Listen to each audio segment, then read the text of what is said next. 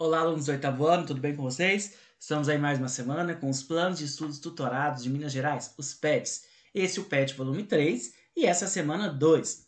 Antes de começar a aula aí, queria deixar alguns avisos aí para vocês. Primeiro, agradecer muito a todo mundo que se inscreveu no canal, todo mundo que tem curtido esses vídeos. Quem não é inscrito, por favor, se inscreva, curta esse vídeo. Lanço o vídeo todo domingo, então todo domingo eu lanço o vídeo da próxima semana. E eu fiz uma playlist com todos os vídeos do oitavo ano, né? Então fica mais fácil para vocês localizarem caso vocês tenham perdido alguma das semanas aí passadas. Então, pegue seu caderno e vamos juntos aí fazer as atividades dessa semana. Vamos lá! Pessoal, essa semana a gente vai falar um pouco da independência da América Espanhola, né? Então eu trouxe aí para vocês um mapa, no Mapa Mundi, mostrando o que é, afinal de contas, essa América Espanhola.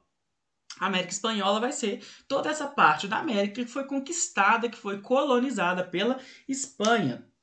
Então a gente tem o que a gente chama de América Portuguesa, né, que é a região que foi colonizada por Portugal, e o que a gente chama de América Espanhola, que são os países, né, que foram colonizados aí pela Espanha. E a gente vai ver um pouco do processo de independência desses países.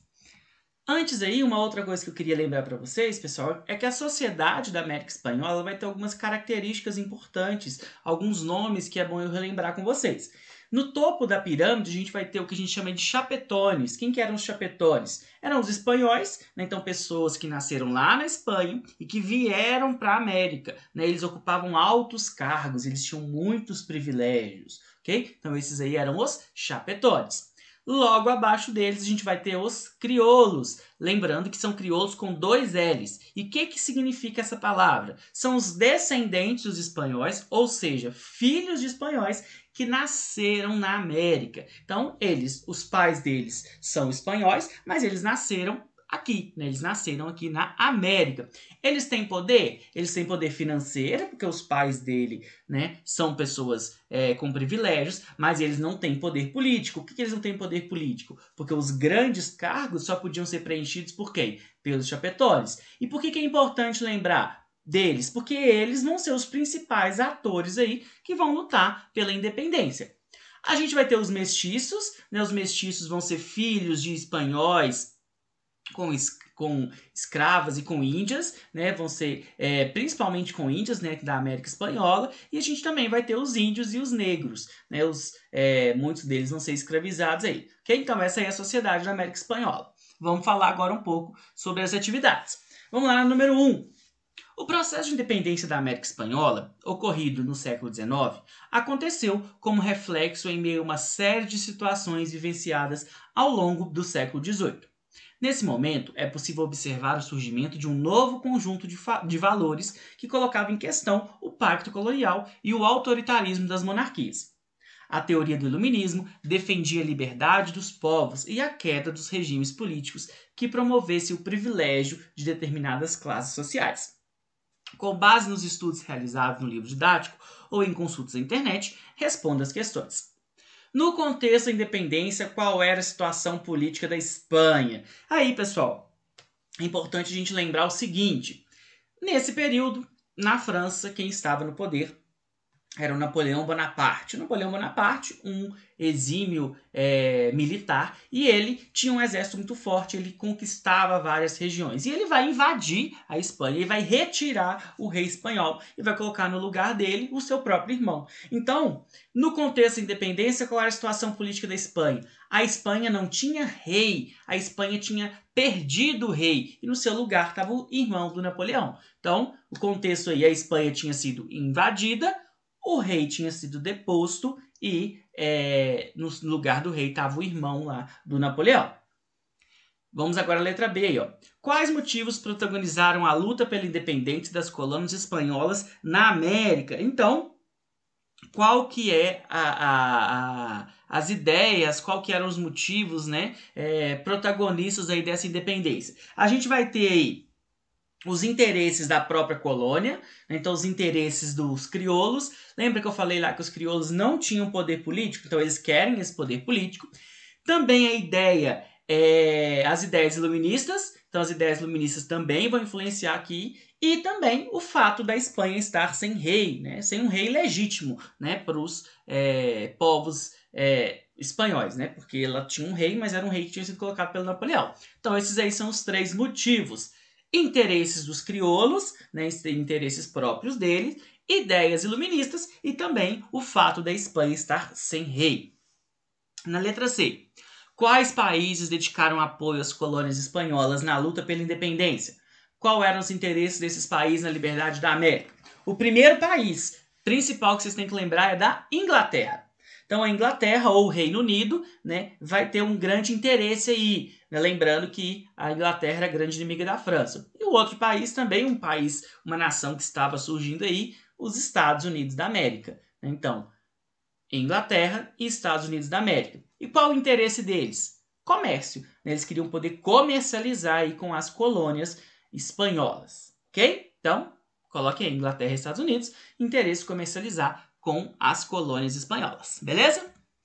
Agora vamos, pessoal, número 2 aí, olha só. A independência do México, ocorrida na madrugada do dia 16 de setembro de 1810, se deu por meio de uma guerra que contestava a colonização realizada pela Espanha.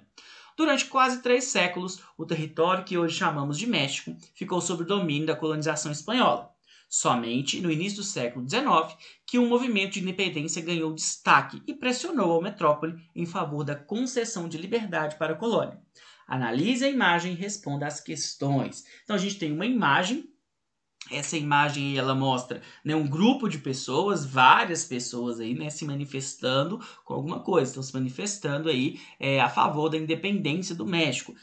No México, pessoal, é muito comum o que a gente chama de movimento muralista, que são pinturas que são feitas assim na parede, então são pinturas gigantescas que retratam aí períodos importantes da história deles. Ok? Então vamos lá, a letra A. O que você observa na imagem? A gente pode observar o quê? Um grupo de pessoas, né, um grupo bem variado de pessoas. Né, você vê que eles não estão todos com as mesmas roupas, com os mesmos trajes, né, com as mesmas feições, eles são pessoas diferentes. Né, então isso chama atenção logo de cara, não é um grupo único. Ok? Então, o que você observa na imagem é um grupo de pessoas bem diverso. O que a imagem representa? Ela representa o quê? A união desses povos, né, pela independência do México. Né? Então, essa luta pela independência do México. Então, o que a imagem representa? A luta de diversas pessoas, de um grupo bem diverso, pela luta de independência no México.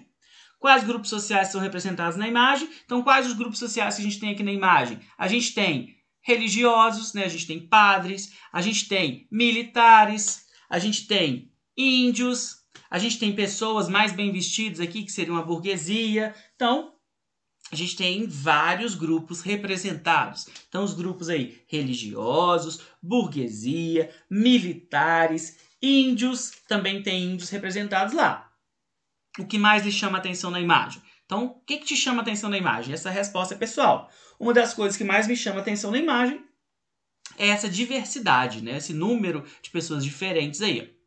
Quem é o padre representado ao centro da imagem? Aí eu até coloquei o nome aí para vocês, olha só, é o Miguel Hidalgo y Costilla, né? Esse padre, ele vai ser um dos líderes, um dos principais precursores aí da independência do México. Então é diferente a gente ver, né, um padre, mas ele estava participando, sim, ele vai ser um dos líderes aí desse processo de independência, ok?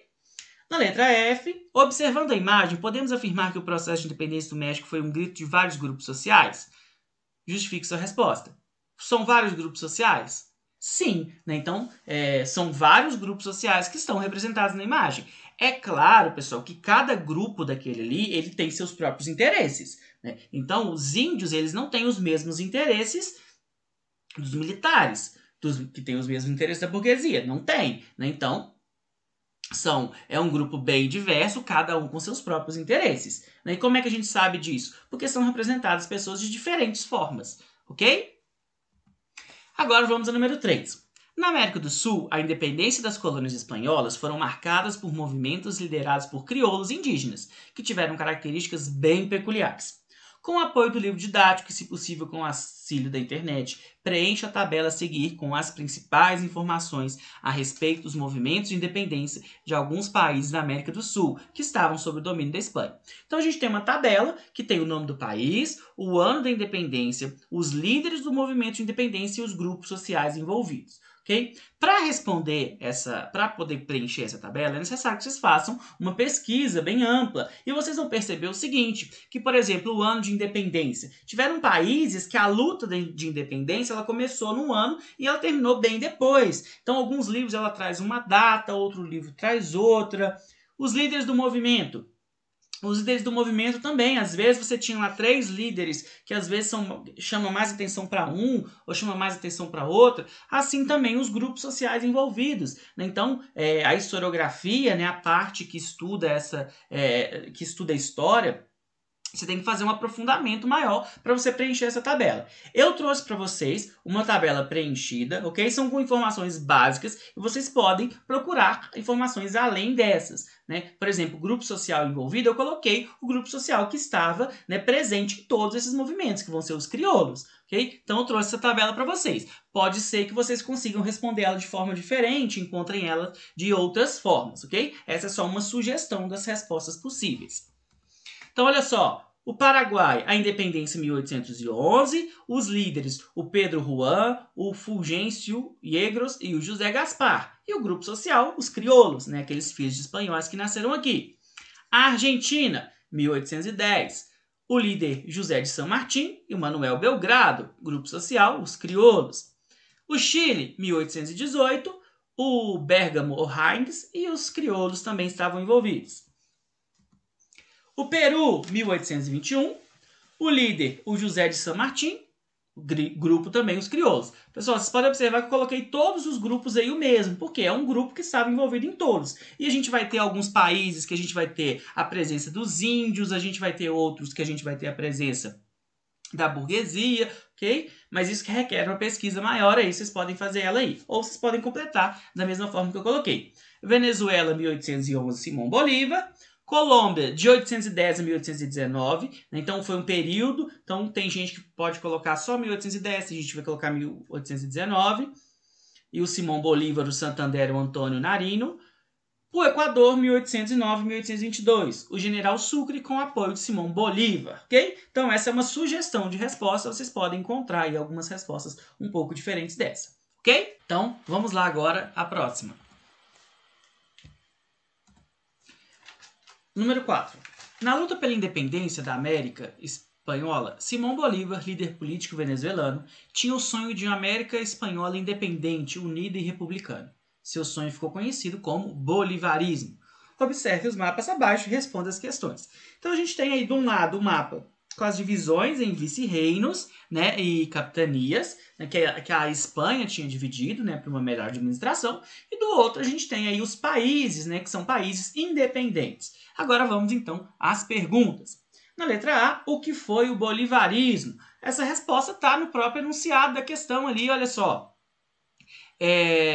Simão Bolívar, líder político venezuelano, tinha o sonho de uma América espanhola independente, unida e republicana. Então, o que é o bolivarismo? É a ideia de uma América espanhola unida e republicana. Então, a ideia de uma América espanhola unida e republicana. Então, o que é isso? O Bolívar queria que a América espanhola toda se unisse formando um país só. Ok?